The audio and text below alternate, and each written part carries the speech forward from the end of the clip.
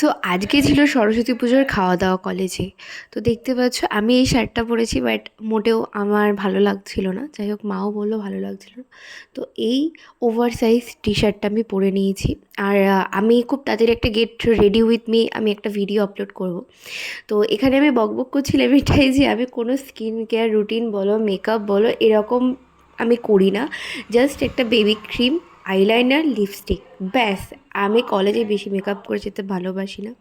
দেখতে পাচ্ছ কলেজে পৌঁছে গেছি, এটা আমাদের কমন রুম। আর এই যে দুটো শাকচুন্নি বসে রয়েছে, ওরাই ফোন করে মেনলি আমাকে ডেকেছে, নাহলে আমি আসতাম না। এতটা ওয়েদার খারাপ ছিল। আর সত্যি কথা বলতে সামনে 3টে ছেলে বসেছে না, আমি ঠিকঠাকভাবে খেতেও পারিনি লজ্জায়, কারণ হাঁ করে তাকিয়েছিল, বারবার তাকাচ্ছিল। যাই হোক, তারা আমার সিনিয়র হয়। আর এখানে ফ্রায়েড রাইস, চিকেন দিয়েছিল। চিকেনটা খুবই ঝাল হয়েছিল, বাট ভালো হয়েছিল সব কিছু।